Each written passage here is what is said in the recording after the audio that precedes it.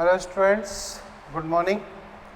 हम लोग अभी एस्कोमाइस्टीज के क्लास का डिस्क्रिप्शन स्टडी किया था, जिसमें हमने पेनिसिलिन, एस्परजिलस नाइगर, न्यूरोस्पोरा उसका डिस्कशन किया था। अब हम बात करेंगे बेसिडियोमाइसीटीज। ठीक है, तो बेसिडियोमाइसीटीज में क्या बच जाता है, क्या है, तो अगली क्लास है बेसिडियोमाइसीटीज,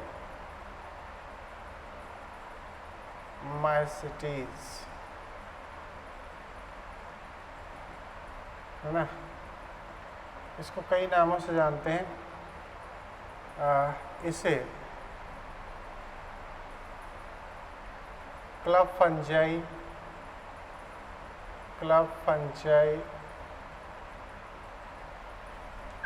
ब्रैकेट फंजाई,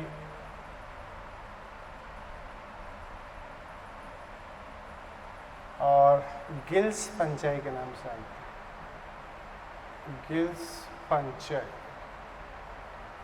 क्लियर, ये सब नामों से जाना जाता है के नाम से जाना जाता है।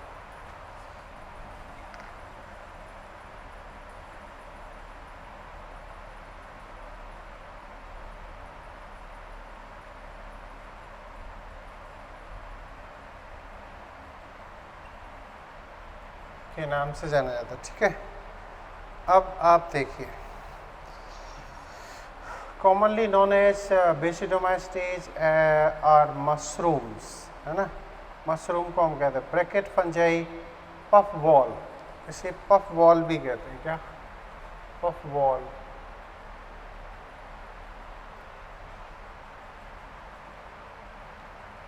पफ बॉल्स, है ना, पफ बॉल के नाम से भी जाना जाता है। They grow in soil on logs and tree stump. Tree stump का मतलब है कि जैसे पेड़ काट लेते हैं तो उस टाइम जो नीचे का हिस्सा बच जाता है उसे ठूंठ बोल सकते हो, ट्री स्टम्प।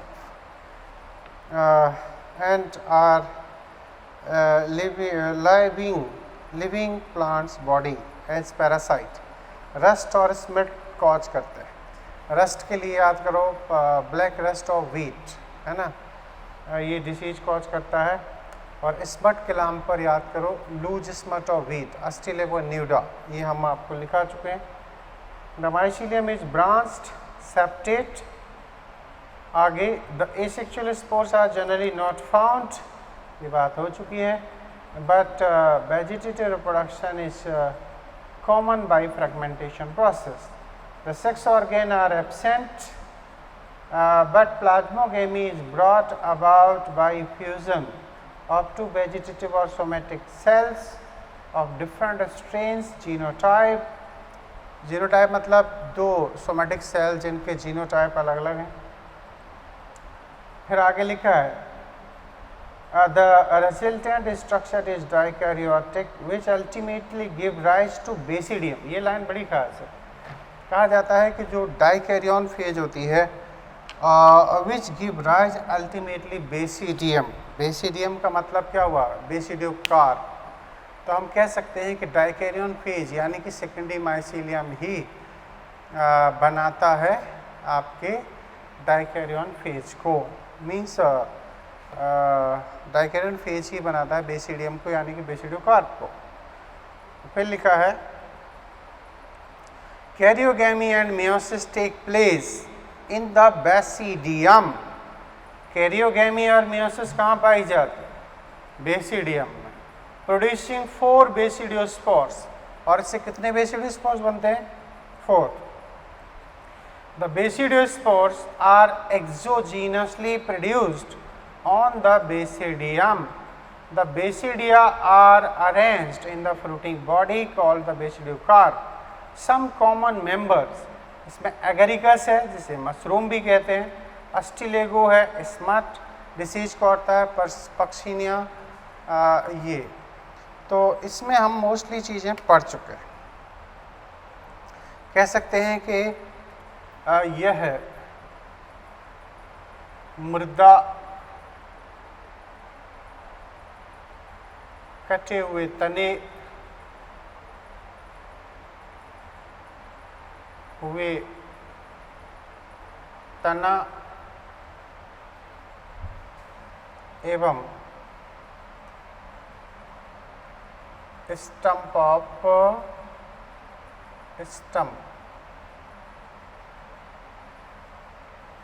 ट्री, ठीक है, कटे हुए तना, मृदा तथा जीवों पर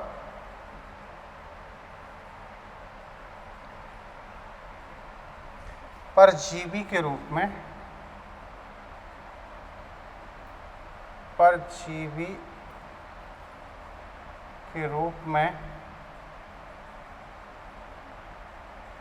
पाए जाते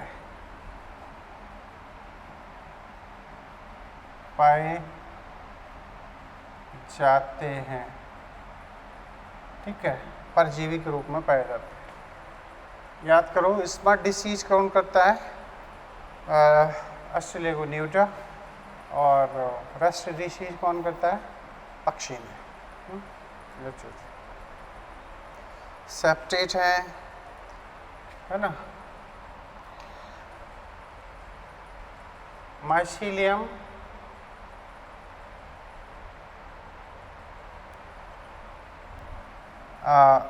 सेप्टेट पट्टयुक्त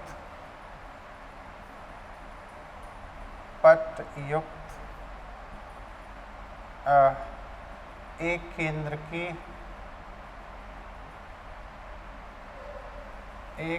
केंद्र की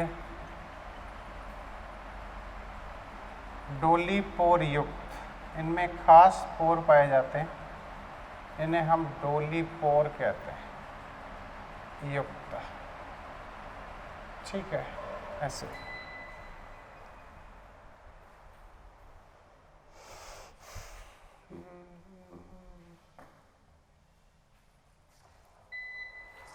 इनमें डोली पोर पाए जाते हैं ना, माइसीलियम पट्टयुक्त, एक केंद्र की डोली पोर युक्त है, ये बात हो गई।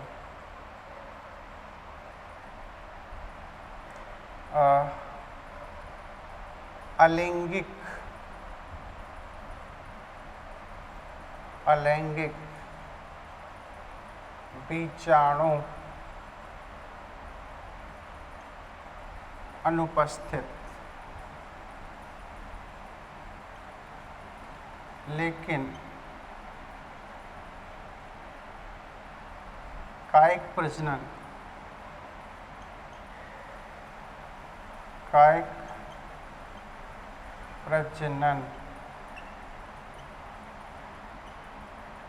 सामान्यतः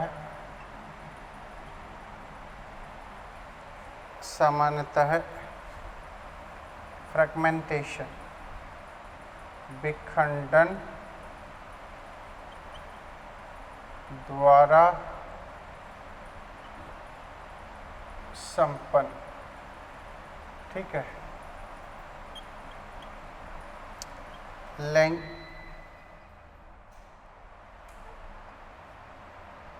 लैंगिक प्रजनन अंग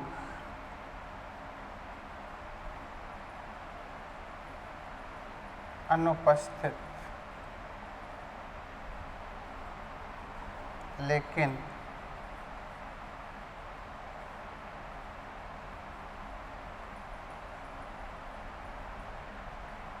सोमैटोगैमी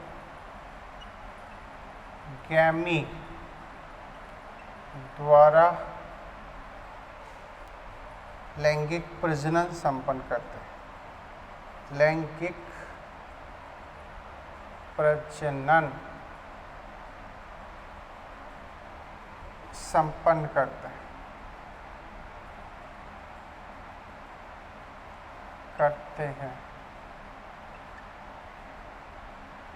क्लियर?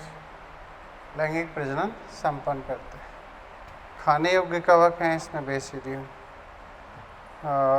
4 बेसिडियो स्पोर्स बनते हैं जो अलग अलग प्रकृति को दर्शाते हैं। ठीक है, ये चीज़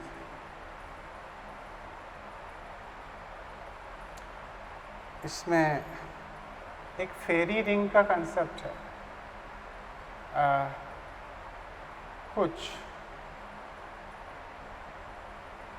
बेसिडियोमाइसिटीज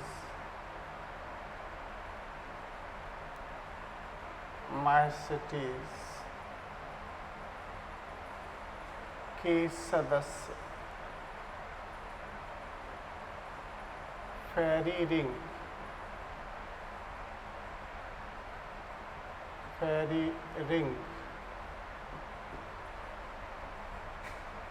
संरचना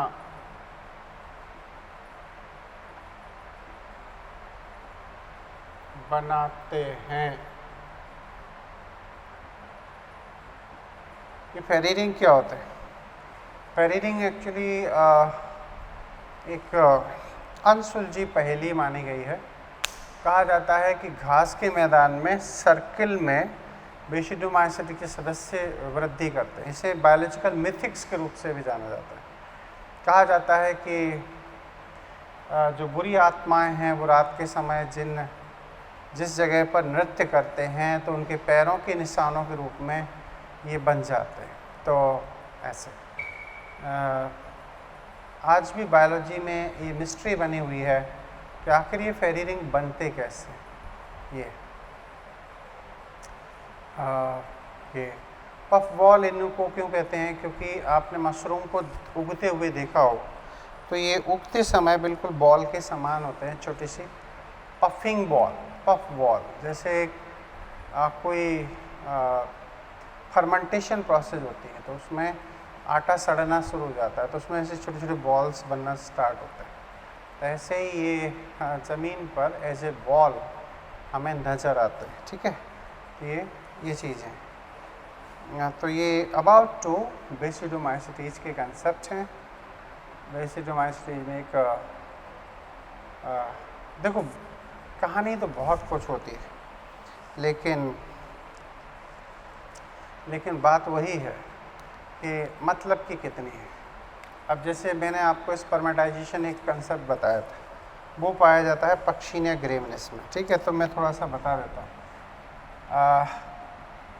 पक्षीनिया ग्रेमिनिस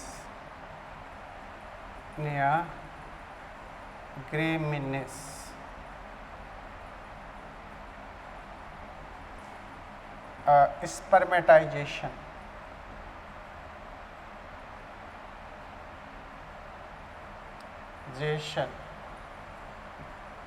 द्वारा लैंगिक जनन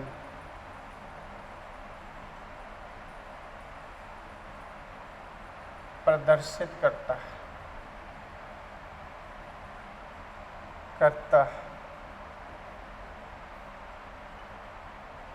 ठीक है। अच्छा, यह अपने जीवन चक्र में 5 बीजाणु स्पोर्स बनाता है। इसमें 5 प्रकार के स्पोर्स बनते हैं। ठीक है, तो याद रखना कौन कौन।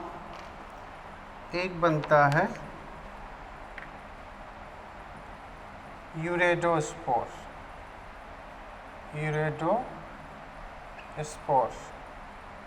दूसरा है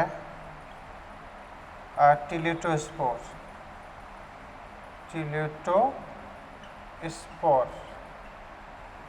तीसरा है बेसिडियोस्पोर,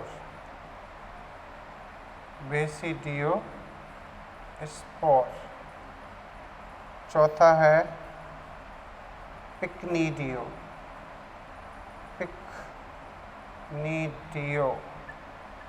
स्पोर, पांचवा है एसिडियोस्पोर,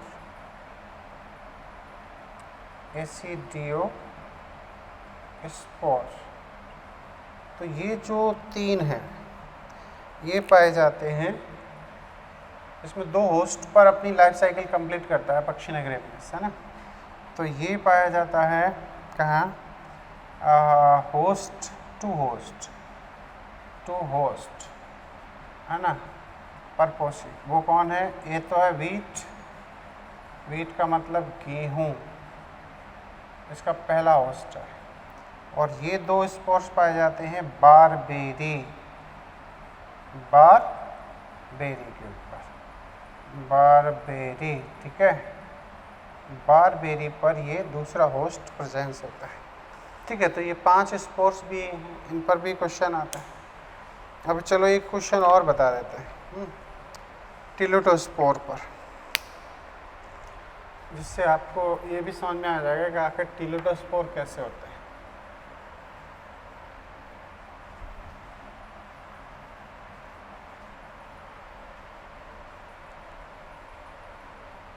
क्वेश्चन कुछ ऐसे है कि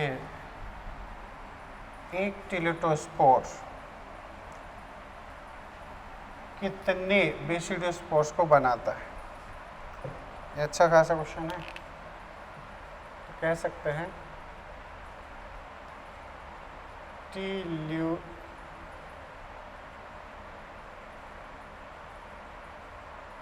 टिलोटोस्पोर एक प्रतिरोधी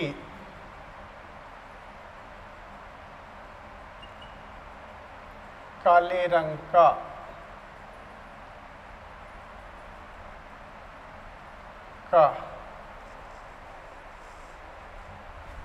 बीजाणु होता है,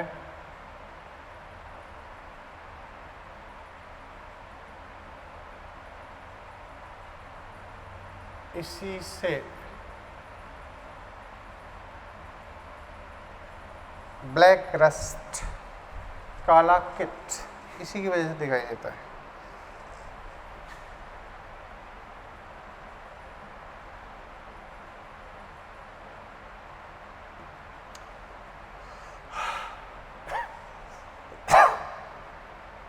बीमारी प्रदर्शित होती है।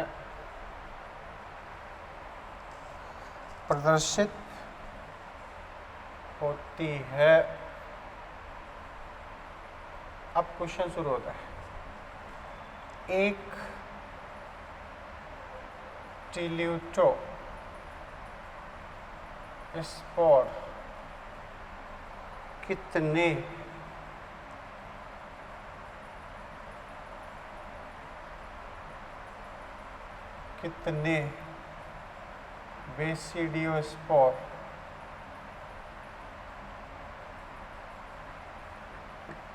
कितने बेसिडियोस्पोर को निर्मित कर सकता है।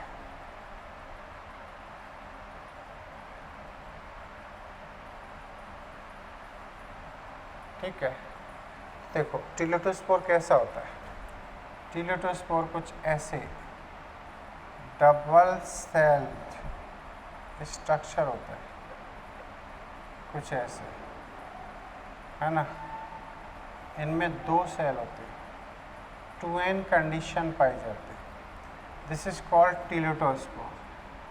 कहा जाता है कि ये इन पर थिक रेजिस्टेंट सेल वॉल पाई जाती है, काफ़ी मोटी होती है ऐसे,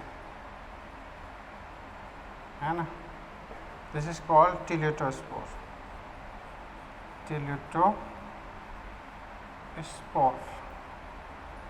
है ना। अब इसमें अगर मियोसिस कराई जाए, मियोसिस, तो इसमें क्या होता है, यहाँ पर जो टिलोटोस्पोर है, ये टिलोटोस्पोर, ये 2 सेल हैं, क्लियर। अब यहाँ एक जर्म ट्यूब बनेगी, है ना। और यहाँ मान लो, एक जम्प टू इधर मान लो। क्लियर? तो इनमें मियोसिस होने के बाद में ये जम्प ट्यूब कहलाती है। तभी तो मैंने कहा था कि बेसिडियोस्पोर अलग अलग टाइप से दिखाई दे सकते हैं। तो यहाँ 2 प्लस के हैं, 2 माइनस के, है ना, ऐसे ये बेसिडियोस्पोर्स जनरेट हो रहे हैं ऐसे। इसको कहते हैं germ tube and they are called basidiospore. Clear? और ये टिलेटोस्पोर में बनते हैं। तो एक टिलेटोस्पोर कितने बेसिडियोस्पोर बनाता है? 8। याद रखना, ऐसे क्वेश्चन बना देते हैं। तो ये यहाँ मैक्सिमम स्टडी है, इससे आगे आपसे नहीं पूछा जाएगा। क्लियर? यह बात हो गई।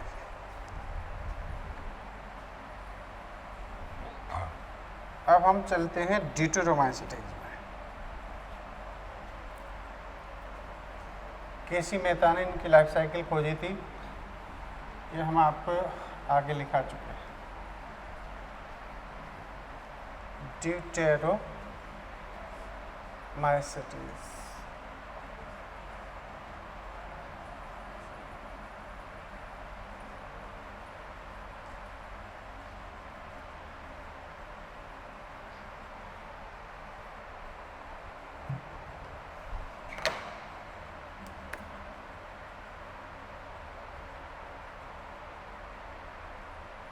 ड्यूटेरोमाइसीटेज, है ना, अपूर्ण फंजाई, अपूर्ण कवक, ड्यूटेरोमाइसीटेज। अब आप जरा ध्यान से समझना, तो आपको बहुत सारी बात ड्यूटेरोमाइसीटेज की समझ में आ जाएगी। एक्चुअली ये एक ऐसी क्लास है जिसमें हमेशा इनकम्प्लीट फंजाई को ही रखा जाता है। इनकम्प्लीट को क्यों रखा जाता है?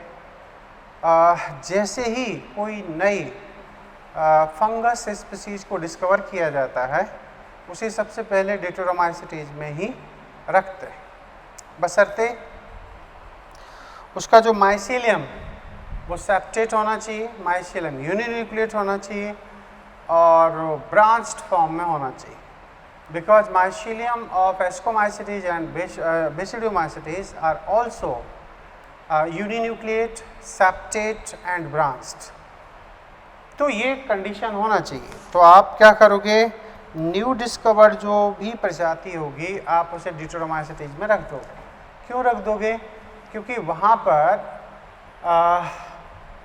अभी जब तब तक रखे जाएंगे जब तक कि उनकी लाइफ साइकिल स्टडी नहीं हो जाती। लाइफ साइकिल से मतलब है कि उनमें सेक्सुअल रिप्रोडक्शन की स्टडी नहीं हो जाती, उनके जो सेक्सुअल स्पोर्स हैं उनकी स्टडी नहीं हो जाती, तब तक उन्हें बेसिडियोमाइसीटेज में ही रखा जाता है। Is that clear?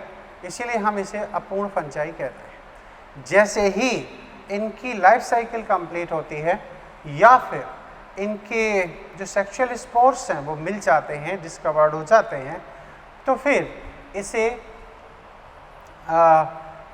इस क्लास से, ड्यूटेरोमाइसीटेज से निकाल कर किसी अप्रोप्रिएट सुटेबल क्लास में रख दिया जाता है जिसके अकॉर्डिंग उसकी लाइफ साइकिल डिस्कवर की है। सपोज उसमें बेसिडियोस्पोर्स मिले हैं तो बेसिडियोमाइसीटेज में शिफ्ट कर देंगे। अगर एस्कोस्पोर फॉर्मेशन आपको देखने को मिल रहा है तो वो से आप एस्कोमाइसीटेज में जाके शिफ्ट कर दोगे। ठीक है।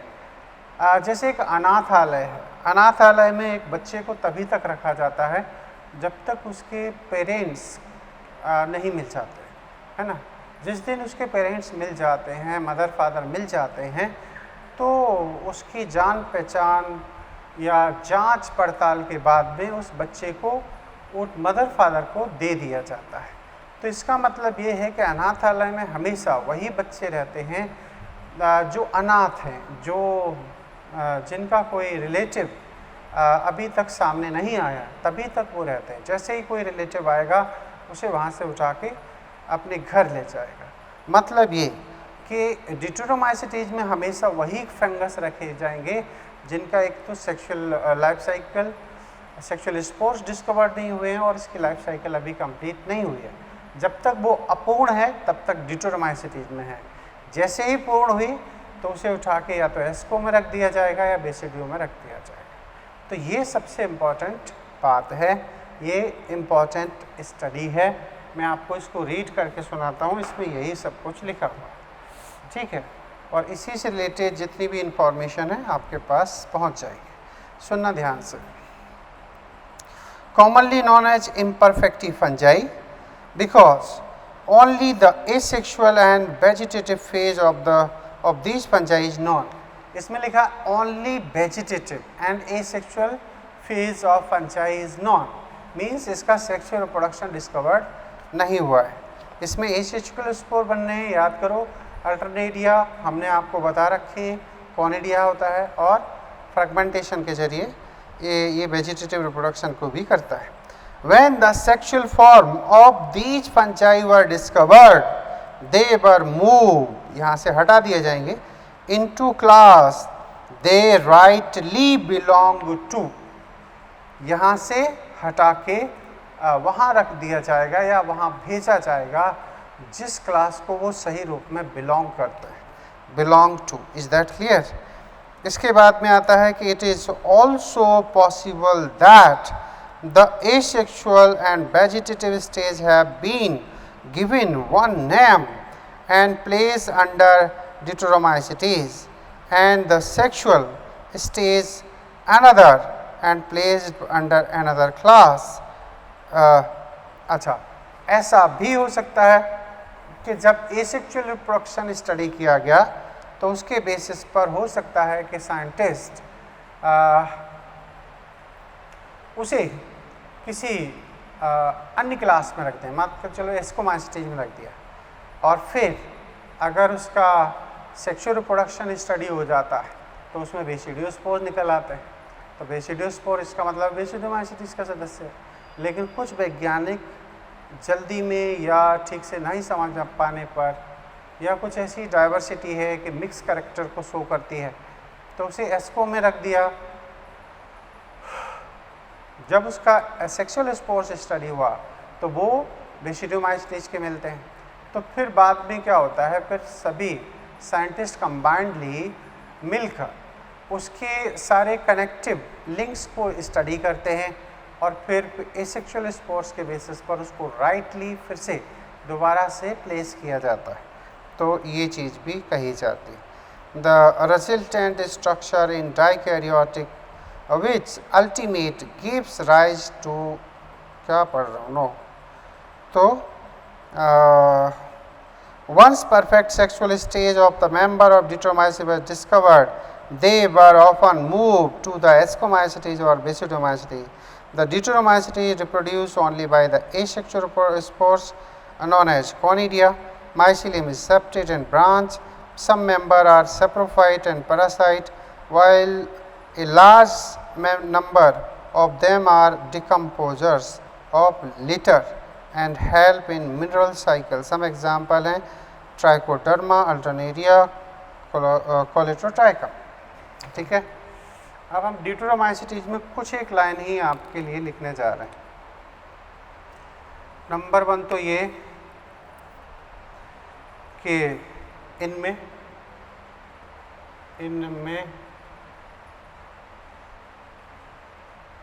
माइसीलियम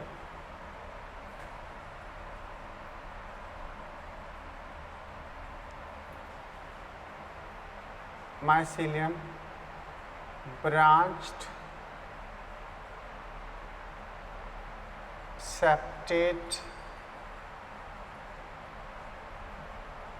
यूनिन्यूक्लिएट एक कोश की प्रकार के होते हैं,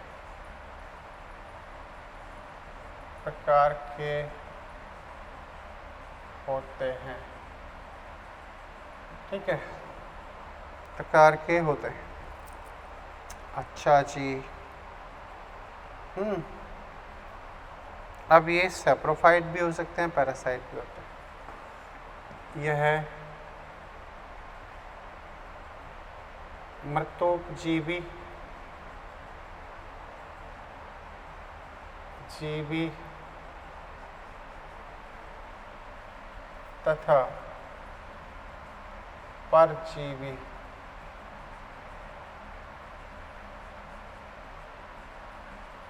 के रूप में होते हैं। ठीक है। अच्छा, यह अपघटक के रूप में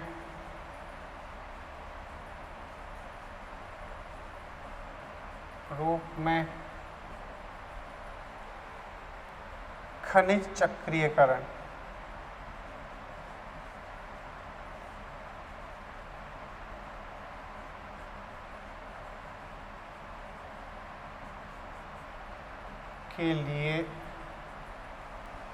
के लिए महत्वपूर्ण होते हैं।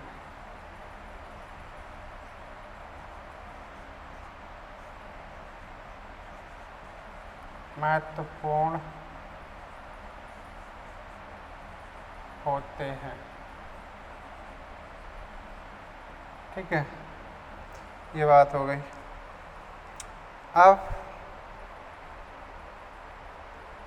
मिनरल साइकिल में हो गई। अच्छा, रिप्रोडक्शन की बात हो, इनमें कायिक प्रजनन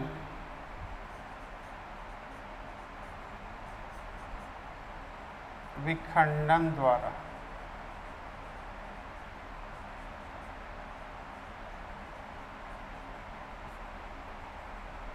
तथा अलैंगिक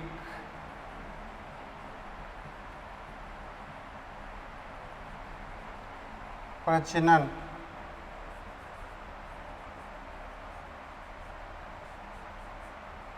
कोनिडिया द्वारा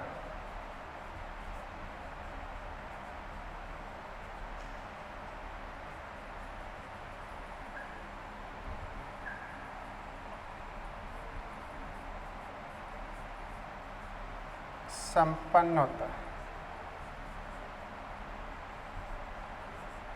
संपन्न होता है। क्लियर? ऐसे तो ये हैं इनकी बातें। क्लियर? ट्राइकोडर्मा, माइक्रोस्पोरम, पॉलीस्पोरम, एक साइक्लोस्पोरिन, ऐसे।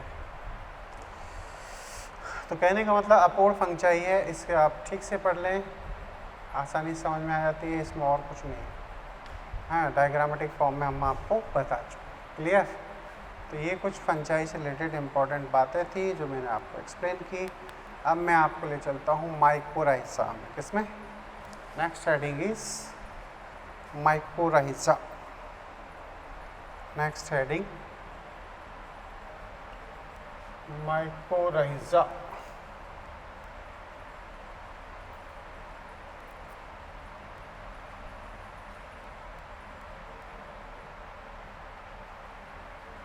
माइकोराइजा स्टडी करेंगे।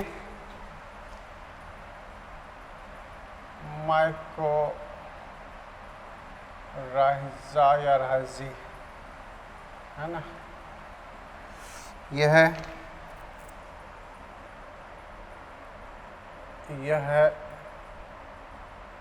एक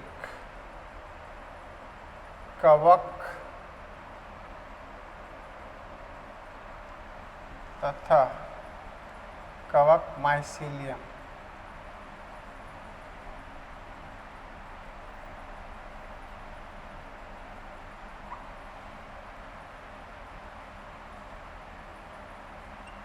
तथा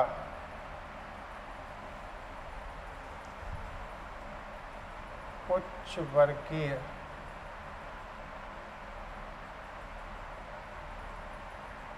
पौधों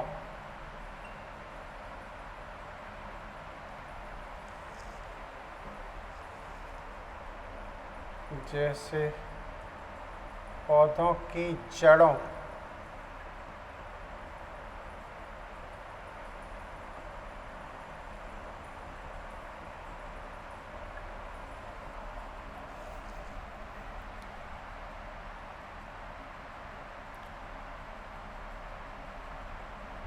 कॉफी,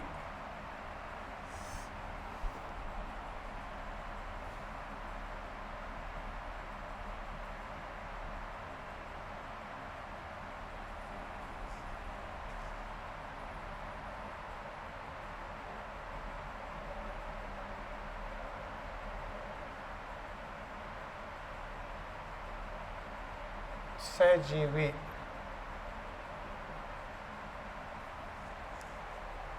संबंध है,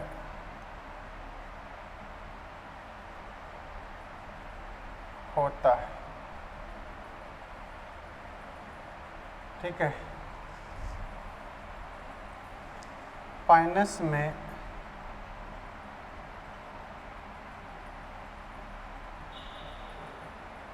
बीज अंकुरण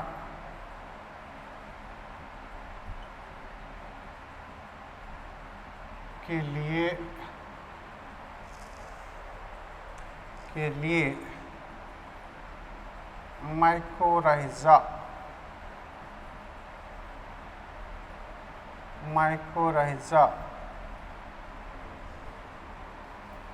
संबंध आवश्यक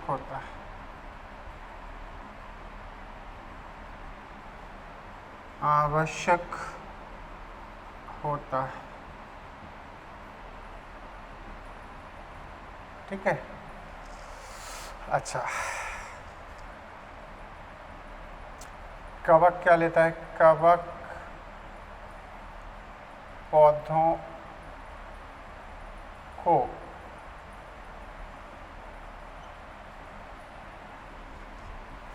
जल, खनिज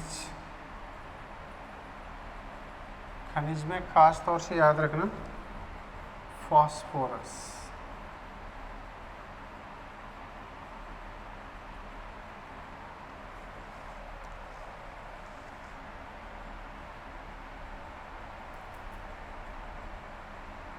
के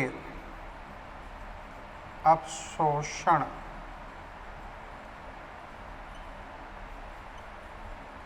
में सहायक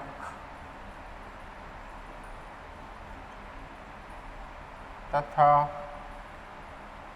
बदले में यह पौधों की जड़ों से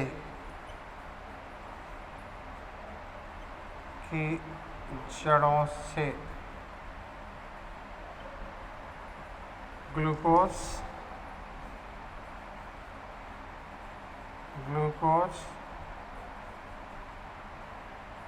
तथा नाइट्रोजन युक्त यौगिकों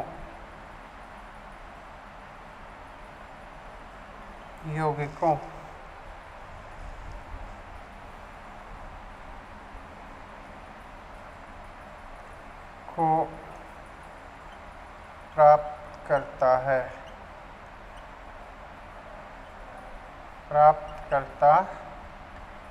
ठीक है, यानी कि एक दूसरे को बेनिफिट प्रोवाइड करता है। ये सब लाइनें एनसीईआरटी की हैं, याद रखना है ना। माइकोराइजा एक्चुअली दोनों एनसीईआरटी में कम से कम 4 से 5 बार लिखा गया, इसलिए आपके लिए खास। अब माइकोराइजा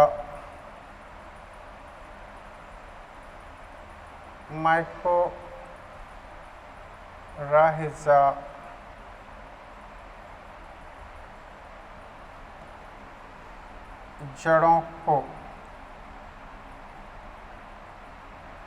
रोगाणुओं से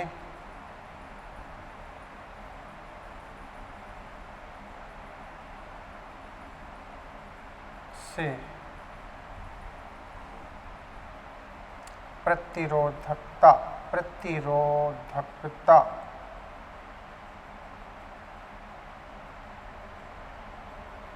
शुष्कता,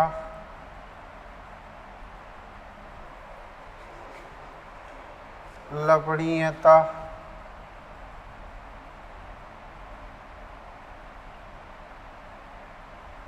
से प्रतिरोधकता प्रदान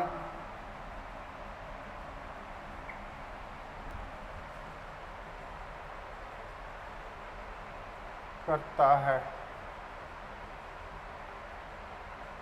ठीक है, ये अब माइकोराइजा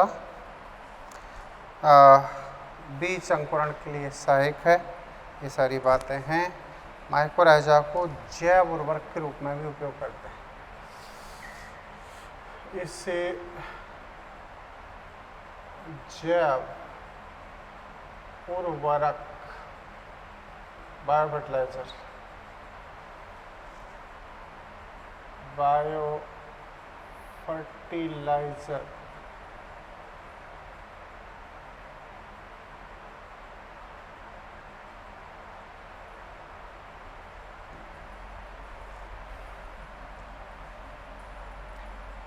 के रूप में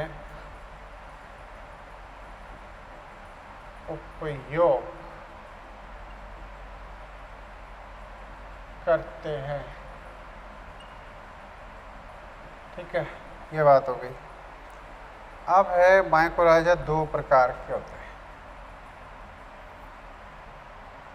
माइकोराइजा राइजी दो प्रकार के होते हैं।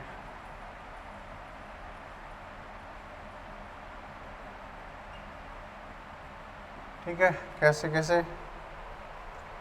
जैसे नंबर 1 एक्टो माइकोराइजा। एक्टोमाइकोराइजा, ये इसमें क्या होता है? इसमें माइसीलियम जड़ों की बाहरी सतह पर रहता है ना। तो कह सकते हो जब कवक तंतु जड़ों की बाहरी सतह पर स्थित होते हैं। ठीक है, ओके। पाइनस में पाए जाते हैं, कॉफ़ी में पाए जाते हैं, इलायची में पाए जाते हैं। एक है एंडोमाइकोराइजा, एंडोमाइकोराइजा। ठीक है, कवक तंतु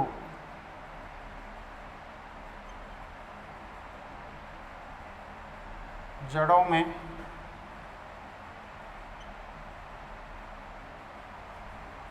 संवहन ऊतक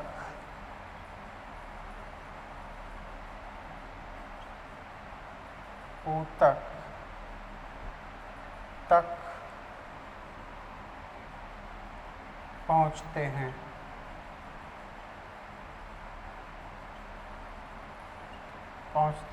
ठीक है, आता है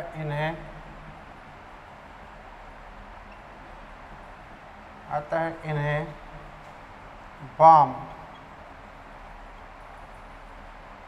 क्यों बाम भी कहते हैं।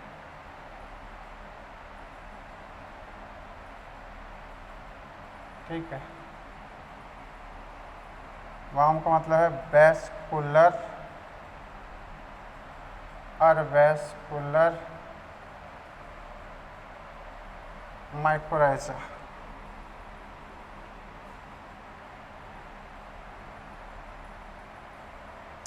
वेस्कुलर और वेस्कुलर माइकोराइजा, है ना।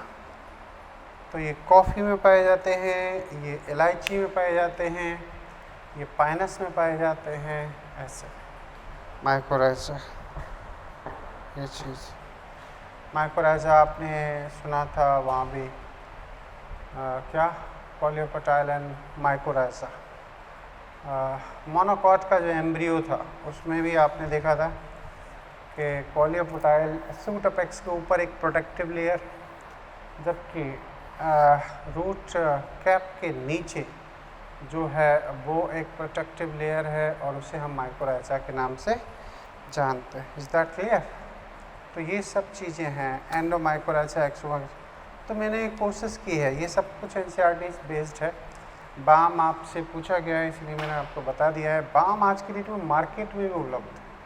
राजस्थान में आप किसी सीड भंडार यानी कि जहाँ से बीज और खाद लिया जाता है ना, ऐसे शॉप होते हैं, वहाँ जाके बाम को आप देख भी सकते हो। मैंने यहाँ राजस्थान में देखा है, एक मिट्टी के अंदर जो गीली सी मिट्टी होती है उसमें इनमें कवक माइसीलियम को रखा जाता है और बाद में फिर उस पैकेट को उसी खेत की मिट्टी के साथ मिक्स किया जाता है। फिर जब सीड की बुवाई होती है या जब बीजों को खेतों में डाला जाता है, उससे एक आध दिन पहले उस माइकोराइजा को उसी खेत में स्प्रेड कर दिया जाता है और इससे बाद में फिर वो जड़ों के साथ मिलकर वाटर मिनरल को एब्जॉर्ब करने में मदद करते हैं। अगर कहीं सूखा पड़ जाए, ड्राइनेस, तो उससे भी हेल्प कराते हैं। सैलिनिटी, जैसे कोई भूमि ऐसी है जहाँ लवणीयता ज़्यादा है, जिसे बंजर भूमि भी कहते हैं, तो वहाँ पर भी ये पौधों को ग्रो करा सकते हैं, है ना। तो ये थी माइकोराइजा की कहानी। ओके, और फंगस हमने पढ़ ली है। हाँ, अब हम आपको ले चलते हैं एल्गी की ओर। कहाँ? एल्गी। एल्गी से पहले हमें एक प्लांट क्लासिफिकेशन पढ़ना होगा। क्या पढ़ना होगा? Plant classification. अब हम किंगडम प्लांटी में चल रहे हैं। कहाँ? Kingdom Plantae. यहाँ इसी सेगमेंट में आपको फाइलोजेनेटिक क्लासिफिकेशन की कुछ टैक्सोनॉमी स्टडी कराई गई है ना। मैं आपको फिर एक टेबल बना रहा हूँ और इस टेबल के बेसिस पर आपको स्टडी करना है।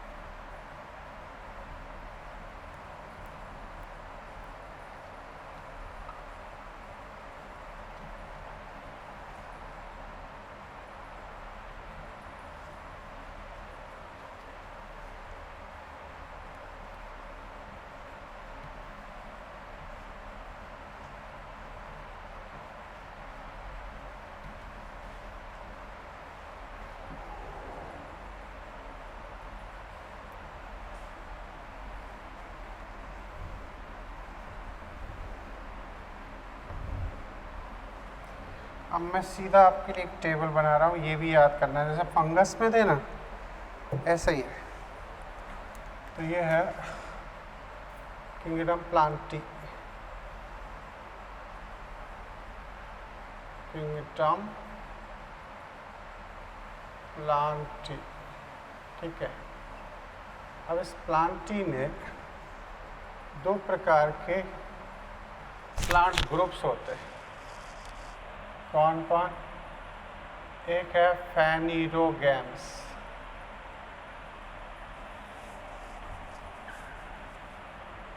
फेनिरोगैम्स, इन्हें कहते हैं हायर प्लांट। क्या? Higher plant, higher plants. ठीक है, इसमें हमें ज़्यादा कुछ नहीं पढ़ना। एक होते हैं क्रिप्टोगैम्स।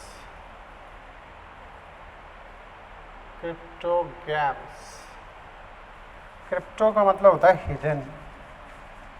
क्या? क्रिप्टो, छुपे हुए, छुपे हुए।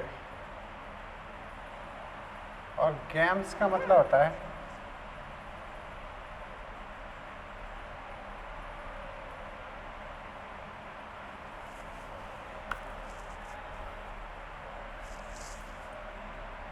क्या होता है? सेक्स ऑर्गन, प्रजनन अंग। तो इनमें छुपे हुए प्रजनन अंग, इन्हें हम लोअर प्लांट्स भी कहते हैं, लोअर प्लांट्स। ठीक है, ये। अब इनको बांटा जाता है कुछ खास कैटेगरी में। कैसे? एक होते हैं थैलोफाइटा। पहला है थैलोफाइटा, अभेदित प्रांत बॉडी। दूसरे होते हैं आपके ब्रायोफाइटा, ब्रायोफाइटा। ठीक है, आपको कुछ नाम याद रखने हैं। ठीक है, अब इसमें दो ग्रुप आते हैं, एक है एल्गी और एक है फंजाई। ठीक है, फंजाई किंगडम में अपन लिख चुके हैं। अब इसमें आपके आते हैं एक तो 3 क्लास, वैसे तो 11 क्लासेस हैं, हमें 3 पर ध्यान देना है। एक है क्लोरोफाइसी, क्लोरोफाइसी, ये एनसीईआरटी में है। इसे हम कहते हैं हरी शैवाल। ठीक है, इस हरी शैवाल के सदस्य कौन कौन?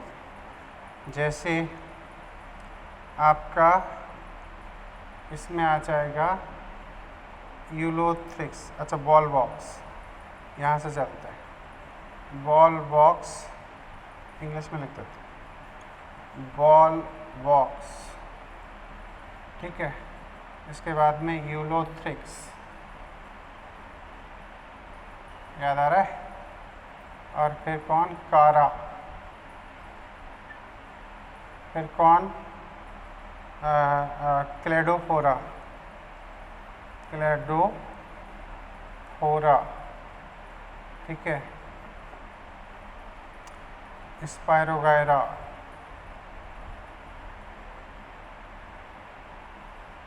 एसिटाबुलेरिया।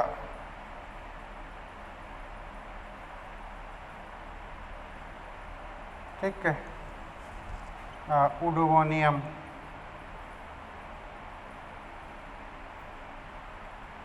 तो ये कुछ मेंबर हैं जो हरी शैवाल के सदस्य माने जाते हैं। क्लियर जी? अब हम चलते हैं इसमें हरी शैवाल के बाद में जरा रेड एल्गी की बात की जाए। किसकी? Red algae. रेड एल्गी में कौन है? सेकंड है रोडोफाइसी, रोडोफाइसी,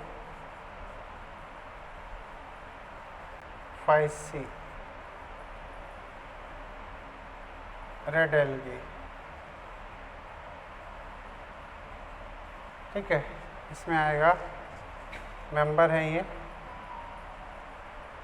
लाल शैवाल, जेलिडियम, जेलिडियम,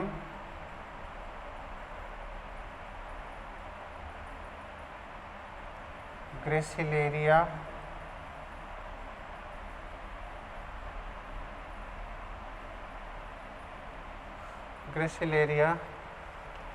पॉलीसेफोनिया, पॉलीसाइफोनिया, एनसीईआरटी में लिखा है, मैं वही लिख रहा हूँ। और है पोरफायरा, पोरफायरा एनसीईआरटी में है, देख लेना, घबराना मत, आदि कर लो, ये तो आपको याद रखने ही रखने हैं, ठीक है। अब मैं आपको तीसरी क्लास में एल्गी में ले चलता हूँ। थर्ड क्लास है Phaeophyceae,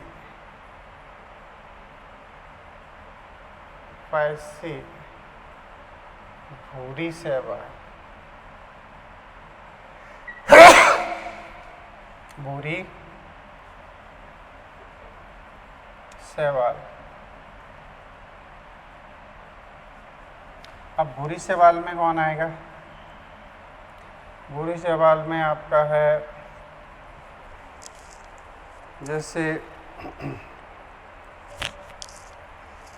Dictyota, Ectocarpus, laminaria, सार्गासम, DLF से डिक्टियोटा,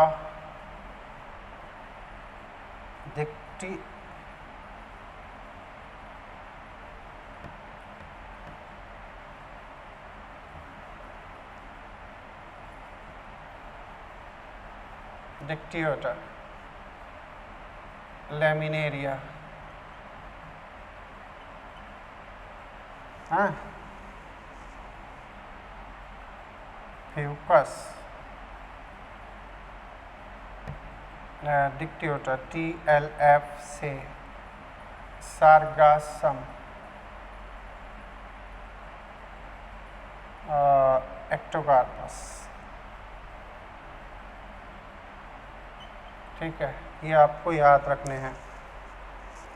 ओके, अब हम ले चलते हैं आपको ब्रायोफाइटा में। अब हम बात करते हैं ब्रायोफाइट्स। ब्रायोफाइट्स है ना, इन्हें उभयचर पादप कहते हैं। क्या? उभयचर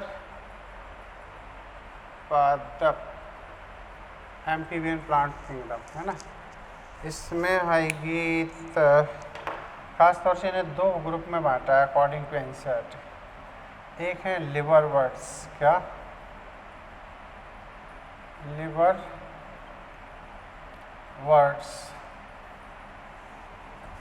और एक है मॉस,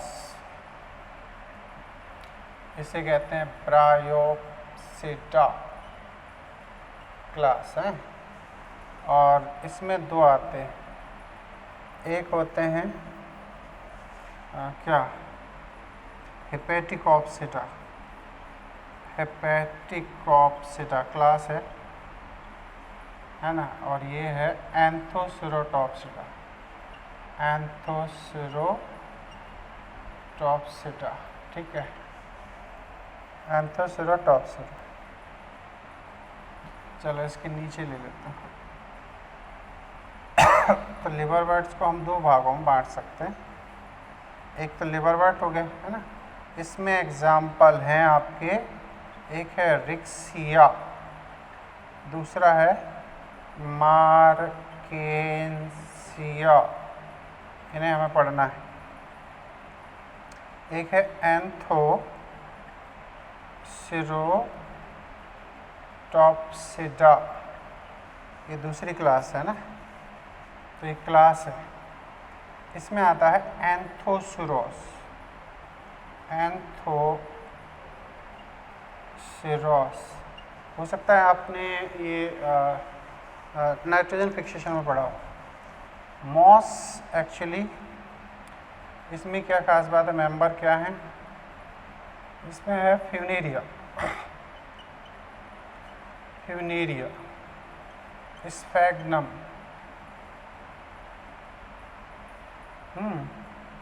पॉलीट्राइकम,